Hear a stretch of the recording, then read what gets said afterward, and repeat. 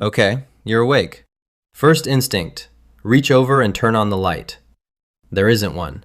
Fine, grab your phone off the nightstand. There's no nightstand. There's no phone. There's no charger, no glow, no little battery number in the corner telling you how much of your old life is left. Gone. All of it. I'll save you some time because I've already lived this day once, July 4th, 1865, and I made every mistake you're about to make. So stay close, because the modern version of you is going to embarrass us both before breakfast. Start with what's under you. You reach for a mattress, right? What you've actually got is rope, a tight grid of it strung across a wooden frame, and a sack of feathers on top that's molded to the shape of whoever slept here last. You want to know the funny part? The soft, springy mattress you grew up on gets invented this year. You missed it by a few months. You're sleeping on technology that's about to be obsolete, and it still beats the floor. Now, you sit up and your body files its first real request of the day. You need a bathroom. Go ahead, look for it. Yeah, about that. There's no bathroom. There's a door, but it leads outside. What you're looking for is two things, and you're not going to like either. Under the bed, there's a ceramic pot, and out across the yard, off by itself, there's a little wooden shed. New person always makes the same mistake. Marches straight out to the shed at the crack of dawn like it's a public restroom. It's a plank with a hole over a pit. No flush, no sink, no lock, and it's parked way out there for one reason you'll understand the second the breeze shifts. The smell. Congratulations, you've met the outhouse. You'll think about it all day. Next problem. You want to wash your hands, so you reach for the faucet. I'll wait. There's no faucet.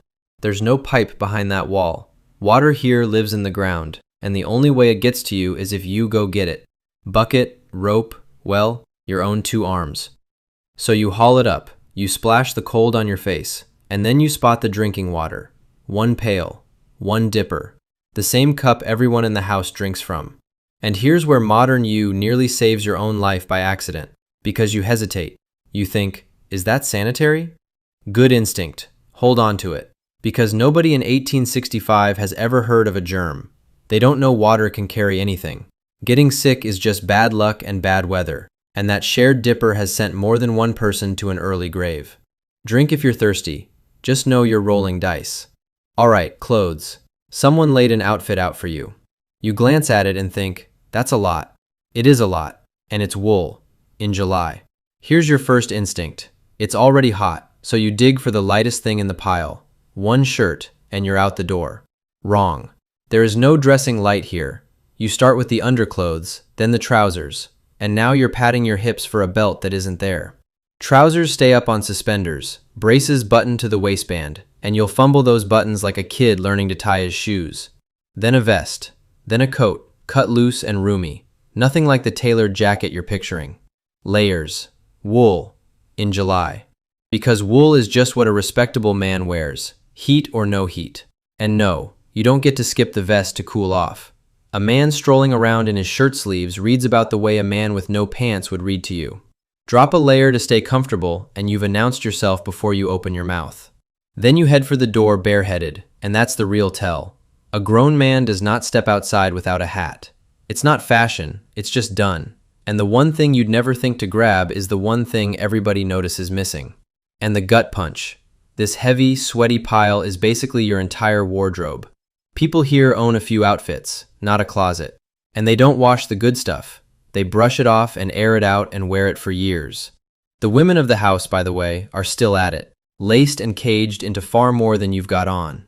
You got off easy, and you still look like a tourist who got dressed in the dark. Then you smell smoke, and you follow it, because that's the warm heart of the house. And because here comes the test that ends most people. Someone nods at the cold fireplace and expects you to make breakfast. No knob, no igniter, no lighter in your pocket. Could you start that fire? Be honest. Because the secret is, you're not supposed to start it. The fire never went out. Last night, someone buried the embers in ash to keep them breathing till morning, and your whole job is to dig them out and coax them back. one slow breath at a time until it catches. Get that habit wrong, let it die, and you don't just lose breakfast, you lose your only way to cook all day. Meanwhile, hanging in those coals is a pot that's been cooking since last night, because that's how you get something hot before sunrise.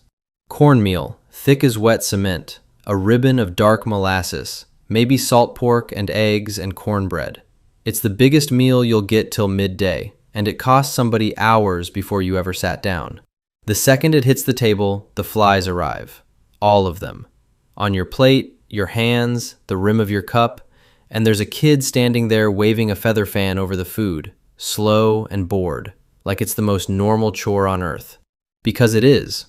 And somewhere in the back of your mind, you're saying goodbye to your refrigerator, your tap, your stove that lights with a click. You used to call those things nothing. Then you look out the window and the road's filling up. Wagons, families in their Sunday best, flags, and you realize today is a big day, and you're the only person alive who doesn't know why. So you head to town, and someone hands you a horse. You don't know how to do anything with a horse. Don't pretend. You don't know how to hitch it, harness it, or convince it to respect you. Here's your out. You're not riding. You're climbing into the buggy, and that animal has driven this road into town 100 times. It knows the way better than you do. Your only real job is to not embarrass yourself by yanking the reins like you're playing a video game. You roll into a town square absolutely drowning in flags. Little ones and ones 15 feet tall. Bunting on every rail, an arch over the green, bells going. Then a cannon fires, and the sound goes straight through your ribs. And out of pure habit, you check your watch for the time. Useless. Not broken, useless. Because the town clock says one thing, and the next town over would say something else entirely. There are no time zones yet.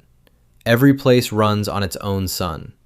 The one familiar object you brought into this world is wrong everywhere you carry it, which only makes the big question louder. What year is this, and what is everybody celebrating? Then the parade comes, and the answer walks right up to you.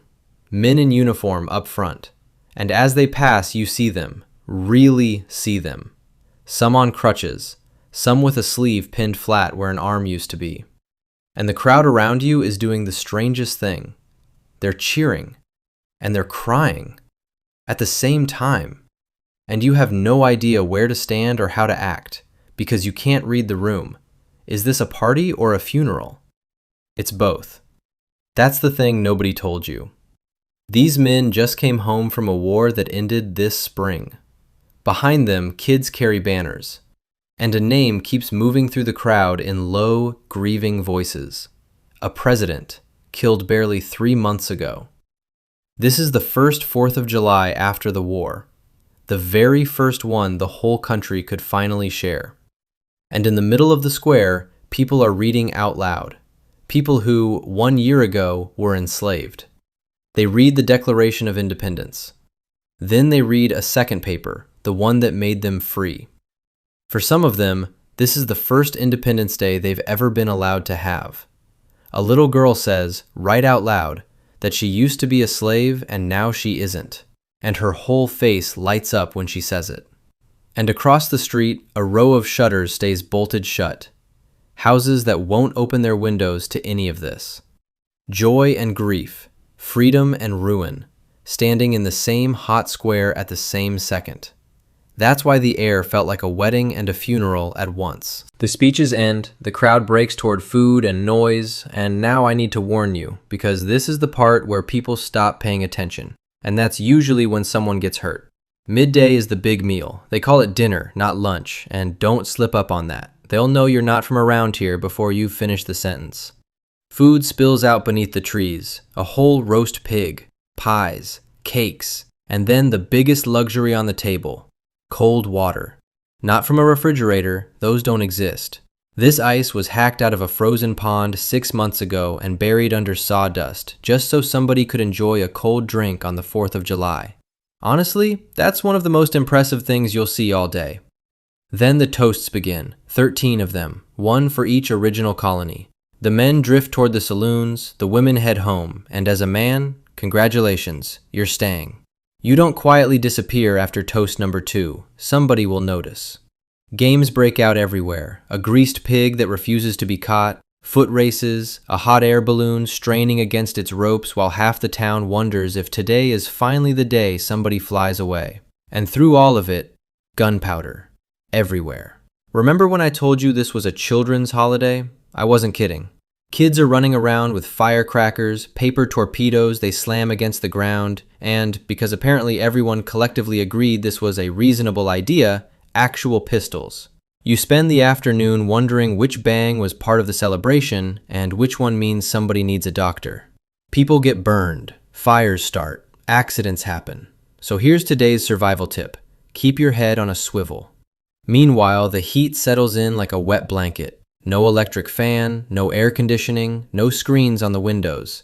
The flies have declared victory over every table, the streets smell like horses baking in the sun, and every shirt you're wearing is now sticking to your back. Remember all those wool layers you complained about this morning? Yeah, they're still there. You don't win this day, you survive it. Then something changes. You notice people glancing toward the western sky. Not because they're worried, because they're waiting. And that's when you realize you've been so busy surviving daylight, you never once asked yourself what happens when the sun goes down. Supper is simple. Cold bread, leftovers. The animals get fed again. More water gets hauled for tomorrow. Then the last light slips below the horizon, and for the first time all day, the world becomes unfamiliar again. Someone strikes a match. A tiny flame blossoms inside a lamp. Maybe whale oil, maybe one of the newer kerosene lamps that have only recently started finding their way into homes like this. Then another, then another. Window by window, the town begins to glow. Not with electricity, with fire. Tiny, living flames dancing behind every piece of glass. They call it an illumination, and it suddenly hits you. You've flipped a light switch thousands of times without ever thinking about it. Tonight, Thomas Edison is still more than a decade away from inventing the practical electric light bulb. For the first time in your life, you finally understand what darkness actually looked like, and just how precious a single little flame could be. Everybody drifts out into the dark, faces turned up. They've been building to this all day. And the sky tears open. Rockets climb and burst, shell after shell, hundreds of them, far more fire than you probably thought 1865 was capable of making. Every face around you flashes bright, disappears into darkness, then flashes bright again. A brass band plays into the night, while a full moon climbs over the trees, and over the broken places the war left behind. And for one long breath, the whole impossible day, the mourning and the joy, the freedom and the ruin, is all up there at once, written in fire. Then the last spark dies, the smoke drifts away. One family after another turns toward home, beneath lantern light and the moon, including you. Back at the house, the fire gets banked down under ash for a tomorrow you're not even sure you'll be here to see. One last walk into the darkness, one last trip to the outhouse. Trust me, you still hate it just as much as you did this morning. You undress by the light of a single candle, climb back onto the rope bed, and someone leans in and blows the candle out. The darkness that follows is total. No glow under a door, no streetlights, no porch lights, no charging LEDs, no light anywhere on earth. Just a mosquito somewhere near your ear, one last far-off firecracker, and your own heartbeat, in a world with not a single machine humming in the background. You lie there replaying the day, the fire, the well, the wool, the heat, the children with gunpowder, the shared drinking dipper you almost used, and you realize something. It wasn't the big things that nearly got you. It was all the little things you never even knew you depended on. I made it through, mostly because I learned every lesson the hard way. I'm just not sure you would have. So before that rooster crows again, and trust me, it's going to be far earlier than you want, ask yourself the only question that really matters. Could you actually have survived July 4th, 1865?